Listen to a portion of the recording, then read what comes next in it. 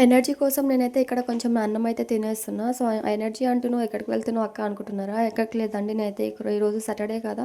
So, house cleaning అయితే చేద్దామని చెప్పేసి అనుకున్నా మొత్తము. సో, అందుకనే ఫస్ట్ అయితే బట్టలైతే ఉతికేస్తున్నా.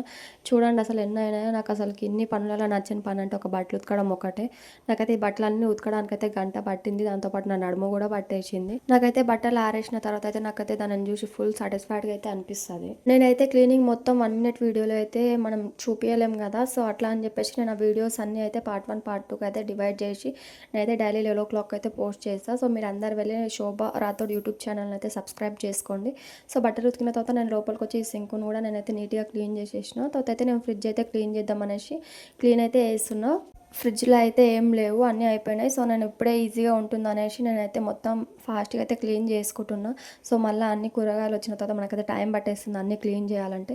సో, అందుకని ఇప్పుడే సింపుల్‌గా ఉంటుందనేసి నేనైతే ఇప్పుడే మొత్తం డీప్ క్లీన్ అయితే చేసేసిన. ఎంతమందికి మీకు కూడా నాలాగా నెయిల్ పాలిష్‌లు, రోజ్ వాటర్‌లు ఫ్రిడ్జ్‌లో స్టోర్ చేసుకునే అలవాటు ఉందో నాకు కామెంట్ చేయండి. సో, ఈ మినీ వ్లాగ్ అయితే ఇంతటితోనే ఎండ్ చేస్తున్నా. ఇంకా నా క్లీనింగ్ వీడియోస్ చూడాలనుకుంటే వెళ్ళి నా ఛానల్‌ని అయితే లైక్ చేసి, షేర్ చేసి, సబ్స్క్రైబ్ చేసుకోండి.